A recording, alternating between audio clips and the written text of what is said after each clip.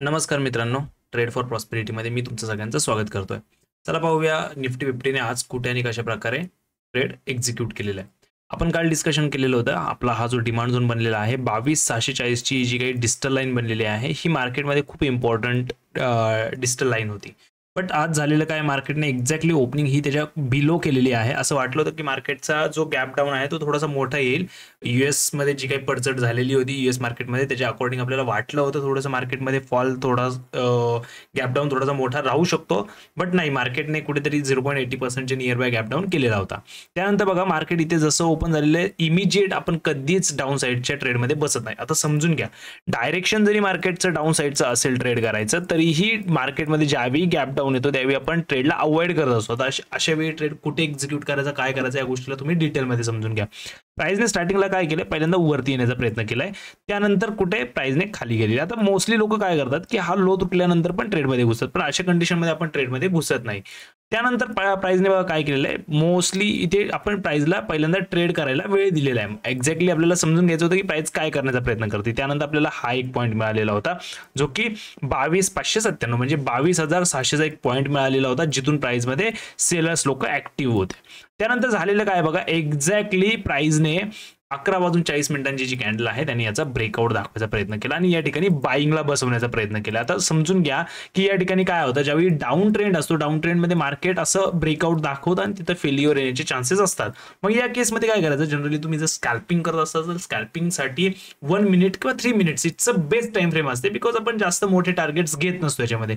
जरी तुम्ही 1 मिनिट्स वरती बघसाल या ठिकाणी, तर मी वरती आय बटन मध्ये तुम्हाला एक व्हिडिओ पाठवलेला आहे आइसलँड बॉटम आणि आइसलँड टॉपला डील कसा करायचा.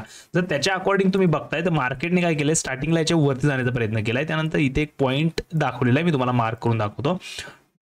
एक्झॅक्टली बघा हा जो पॉईंट आहे, या जस्ट मिनिट, एक्झॅक्टली हा जो पॉईंट आहे म्हणजे ती लेवल जवळपास म्हणजे 22,600 ची लेवल आहे.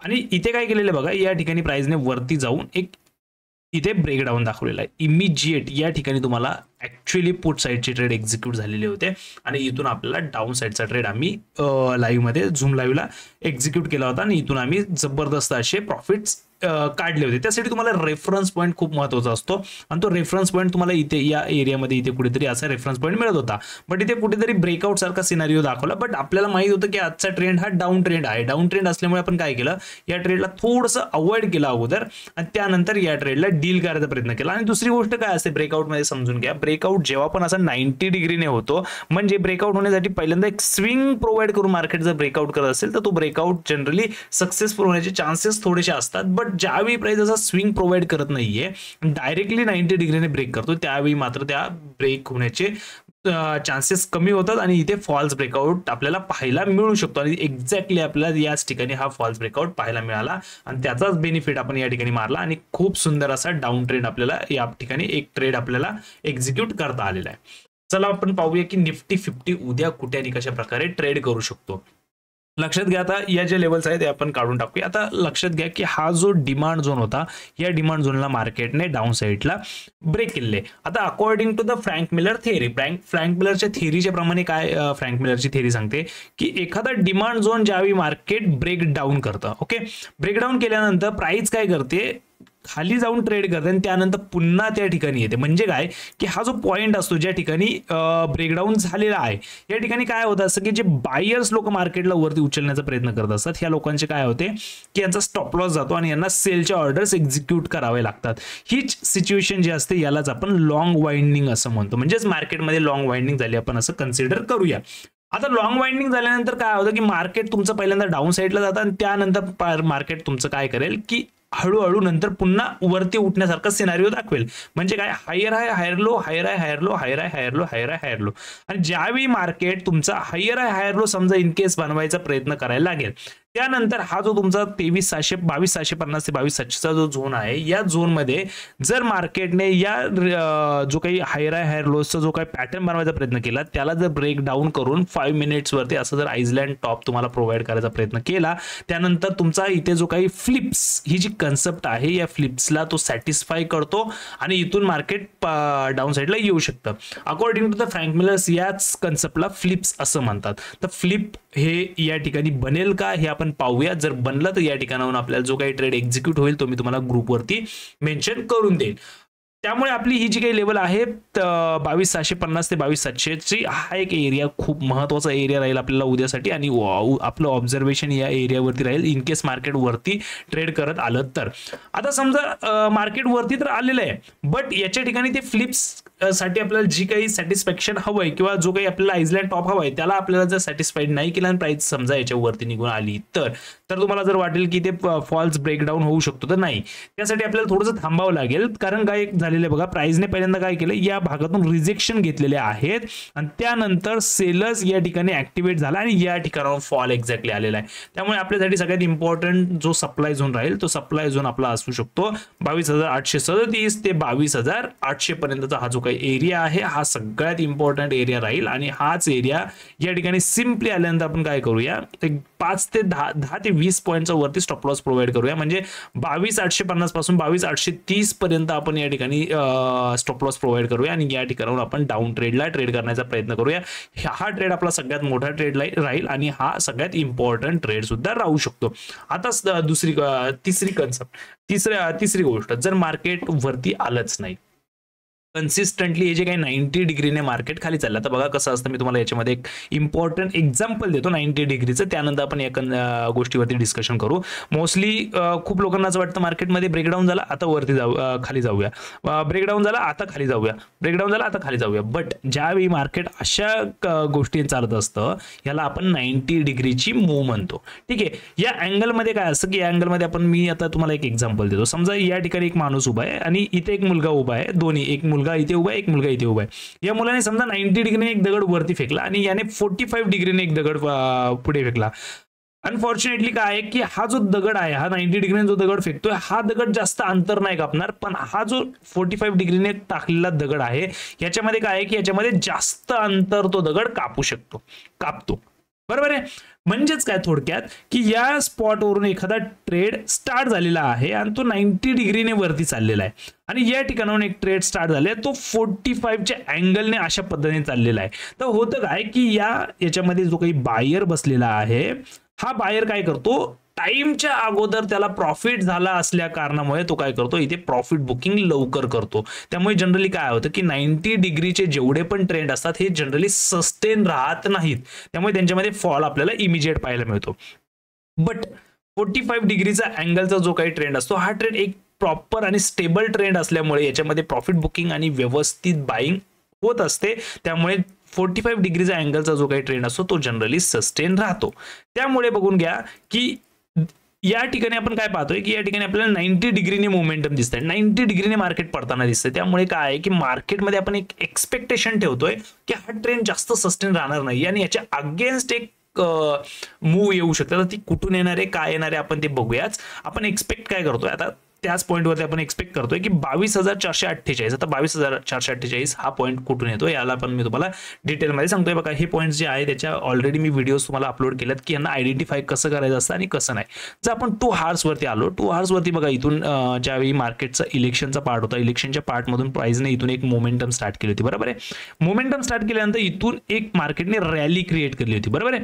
या रॅली नंतर मार्केटने या पॅचमध्ये 2 तासावरती एक बेस बनवलेला आहे, त्यानंतर पुन्हा एकदा रॅली क्रिएट केली होती आणि इथं पुन्हा बेस क्रिएट केला होता आणि रॅली, आणि एक्झॅक्टली ह्या बेसवरती मार्केटने एक हॉल्ट घेतला होता आपला. आणि आता नेक्स्ट जो काही बेस बनतो तो बेस आपला 22,214 ते 22,448 अशी समथिंग काहीतरी लेवल आहे. आपण जाऊन पुढे बघूया एक्झॅक्टली 2 मिनिट 22,414 ते 22,448, 22,214 ते 22,448 हा जो काही बेस आहे हा एक इम्पॉर्टंट बेस आहे. आणि ही जी वरची लाईन आहे याला आपण प्रॉक्सिमल लाईन म्हणतो आणि जी बॉटमची लाईन आहे याला डिस्टल लाईन म्हणतो. आता जे काही मोमेंटम येते डाऊन साईडची याचे कुठेतरी टार्गेट्स आता इथे केले जाऊ शकतात. इथे जे बिग प्लेयर्स, जे वरतून शॉर्ट करून बसलेले प्लेयर्स आहेत, हे जे काही शॉर्ट करून बसलेले प्लेयर्स आहे, हे काही शॉर्ट करून प्लेयर्स बसलेले आहेत, यांचे प्रॉफिट बुकिंग या झोनच्या आसपास स्टार्ट होतील आणि इथून ते प्रॉफिट बुकिंग दाखवण्याचा प्रयत्न करतील. आता मोस्टली काय होतं की रिटेल ट्रेडर काय करतो, नाही प्राइस 90 डिग्रीने खाली चालली मग इथे सेल, इथे सेल, इथे सेल, इथे सेल असं करत करत काय होतं की त्याची ट्रॅपिंग केली जाते. तर काय करेल मार्केट, खाली जाईल वरती येईल, खाली जाईल वरती येईल, खाली जाईल वरती येईल. आता वरती येण्याचा जो काही त्याचा रिजेक्शनचा म्हणजेच प्रॉफिट बुकिंगचा जो काही सिनारिओ असतो हा थोडा वाढत जातो. त्यामुळे काय होतं की ट्रॅपिंग याच्यामध्ये वाढत राहते. त्यामुळे आपण एक्सपेक्ट काय करतोय की 22,214 ते 22,400 म्हणजे हा जवळपास आपल्याकडे 200-300 पॉईंटचा झोन आहे. या पॉईंटच्या आसपास म्हणजेच या झोन्स मधून आपल्याला प्रॉफिट बुकिंग दिसू शकते. पहिली प्रॉफिट बुकिंग आपल्याला या 22,448 म्हणजेच 22,450 आणि लास्ट प्रॉफिट बुकिंग 22,214 इथून पाहायला मिळेल. त्यानंतर आपण डिसाईड करूया पुन्हा जर फॉल येतोय तर आपण जे काही लास्ट टार्गेट जे बोललेलो आहे 21,000 22,000चे ते आपल्याला अचीव होत आहेत का आपण ते बघूया. त्यानंतर बाकी मार्केटला येणाऱ्या टाइम प्रमाणे आपण डील करण्याचा प्रयत्न करूया. आता उद्या सेन्सेक्सची एक्सपायरी आहे. सेन्सेक्स मध्ये बघूया आपण सेन्सेक्स एक्झॅक्टली कशा पद्धतीने काम करते. सेन्सेक्स मध्ये जरी आपण पाहिलं ना, सेन्सेक्स मध्ये बघून घ्या तुम्ही, सेन्सेक्स पण सिम्पली काय केलेलं आहे, सेन्सेक्सने या डिमांड झोनचा ब्रेक केलेला आहे. सेम सेन्सेक्स मध्ये सुद्धा राहील इन केस उद्याच्याला सेन्सेक्स वरती येण्याचा प्रयत्न केला म्हणजे सेन्सेक्सची ओपनिंग याच भागामध्ये कुठेतरी झाली तर सेन्सेक्सचा जो काही सप्लाय झोन आहे तो कुठेतरी आपल्याला 75,425 ते 75,300 किंवा 75,350 या झोन मध्ये बनलेला आहे. एक्झॅक्टली आपल्याला जर उद्याच्या सेन्सेक्स या झोन मध्ये मिळतंय सेल करण्यासाठी तर सिंपल आपण इथून 50 पॉईंटचा स्टॉप लॉस ठेवूया आणि इथून आपल्याला एक जबरदस्त असा एक हिरो झिरो ट्रेड पाहायला मिळू शकतो. म्हणजेच काय हिरो झिरोचा ट्रेड आपल्याला जो काही मिळणार आहे तो 75,400 ते 75,500 या रेंजच्या आसपास पासून आपल्याला एक फॉल पाहायला मिळू शकतो. त्यामुळे तुमचे स्टॉप लॉस 75,500च्या वरती राहतील. ओके, इन केस उद्याच्याला जे काही आपला सेन्सेक्स आहे, सेन्सेक्स डाऊन साईडला ओपन होतो किंवा डाऊन साईडच्या अकॉर्डिंग मूव्ह करायचा प्रयत्न करतो तर आपल्याला या ठिकाणी एक बेस बनलेला दिसतोय बघा. इथे एक आहे प्रॉक्सिमल आणि डिस्टल लाईन. याच्या अकॉर्डिंग आपण जर सेन्सेक्सला बघतोय तर सेन्सेक्समध्ये ही मोमेंटम खूप मोठी होऊन जाईल आणि हे फायनल टार्गेट्स राहतील. जसं जसं सेन्सेक्स उद्याच्याला डाऊन साईडला येईल तसं तसं तुम्हाला या भागातून प्रॉफिट बुकिंग दिसायला लागेल. वरचे जे सेलर्स मंडळी आहेत हे सेलर्स मंडळी कुठेतरी त्यांचं प्रॉफिट बुक करतील. आता मी प्रॉफिट बुकिंग वरती का बोलतोय लक्षात घ्या, कारण आपण जसं जसं खाली चाललोय जसं जसं हे सेन्सेक्स निफ्टी 50 असेल, बँक निफ्टी असेल, सेन्सेक्स असेल, हे जसे जसे डाऊन साईडला मूव्ह करत चाललेले आहेत तसे तसं काय होत आहे की मोठ्या टाइम फ्रेम वरती त्यांचा जो करेक्शन पिरियड जो आहे तो करेक्शन पिरियड किंवा प्रॉफिट बुकिंग पिरियड जो आहे तो कंप्लीट होत आलाय आणि त्याच्यामध्ये फ्रेश बायर्सला ज्या ठिकाणी प्राइसला टार्गेट करायचंय तो टार्गेट पॉईंट त्यांचा अचीव होतोय किंवा त्याच्या नियर बाय कुठेतरी प्राइस यायचा प्रयत्न करते. त्यामुळे मी याच्यामध्ये एक्सपेक्ट करत चाललोय की हा जो फॉल आहे हा फॉल कुठेतरी प्राइस या टोटल हा जो काही फॉल केलेला आहे मागच्या काही महिन्यांपासून 4 ते 5 महिन्यांपासून मार्केट जे काही फॉल दाखवतोय हा कुठेतरी फॉल मार्केट स्टॉप करेल, याला एक हॉल्ट लावेल आणि त्यासाठी एक पहिल्यांदा एक बॉटम प्रोव्हाइड करेल आणि त्या बॉटमच्या आधारावरती मार्केट पूर्ण एक रेंज मुवमेंट क्रिएट करू शकतात. त्या रेंज मुवमेंट नंतर डिसाइड होईल मार्केटला यू टर्न घ्यायचा आणि तो कोणत्या टाइम मध्ये घ्यायचा आणि कोणत्या न्यूजचा बेनिफिट होणार आहे तो यू टर्न साठी. म्हणजे ही काही एक महिना 2 महिन्याची प्रोसेस नाहीये, याच्यामध्ये थोडासा टाइम जाईल बिकॉज की आपण कन्सिस्टंटली मागच्या 2 ते 3 महिन्यापासून पाहतोय की मार्केट 4 ते 5 महिन्यापासून बघतोय की मार्केट कन्सिस्टंटली डाऊनफॉल मध्ये आहे, कन्सिस्टंटली सेलिंग चालू आहे. त्यामुळे कुठेतरी याच्यामध्ये मार्केटमध्ये आता प्रॉफिट बुकिंग येण्याची शक्यता पण वाढत चाललेली आहे अगेन्स्ट त्या डाऊन ट्रेंड. म्हणजेच आता बघा इथे वीकली मध्ये हा अप ट्रेंड आहे तर डाऊन ट्रेंड जी आहे ती वीकली ट्रेंडची वेव आहे. तसाच डेली मध्ये हा डाऊन ट्रेंड आहे तर डाऊन ट्रेंडच्या अगेन्स्ट एक अपसाइडची वेव आली पाहिजे आणि ती वेव कुठेतरी आपल्याला पाहायला मिळू शकते येणाऱ्या टाइम मध्ये. जेव्हा आपल्याला बॉटम पर्यंत प्राइस अचीव होईल त्यानंतर युटर्न मारताना जो काही आइसलँड बॉटम आपल्याला मोठ्या टाइम फ्रेम वरती फायनल होईल मी तुम्हाला रोजच्या प्रेडिक्शनच्या व्हिडिओज मध्ये अशाच पद्धतीने डिटेल मध्ये या गोष्टी दाखवत जाईल आणि कसं मार्केट रिॲक्ट करतं या गोष्टीला आपल्याला प्राइस ऍक्शनच्या अकॉर्डिंग पाहायला मिळेल. याच्यामध्ये कोणत्याही प्रकारचा आपण इंडिकेटर्स वगैरे यूज करत नाहीये. त्यामुळे जे काय असेल ते प्युअर प्राइसच्या अकॉर्डिंगच आपल्याला पाहायला मिळेल. मग ऑप्शन सेलिंगच्या काही ऑर्डर्स असतील किंवा ऑप्शन बाईंगच्या ऑर्डर्स असतील ते तुमच्याप्रमाणे तुम्ही एक्झिक्यूट करा आणि त्याला डील करायचा प्रयत्न करा. धन्यवाद मित्रांनो. जर व्हिडिओ आवडला असल्यास व्हिडिओला लाईक करा, चॅनलला सबस्क्राईब करा आणि मॅक्सिमम मित्रांपर्यंत चॅनलला शेअर करायचा प्रयत्न करा.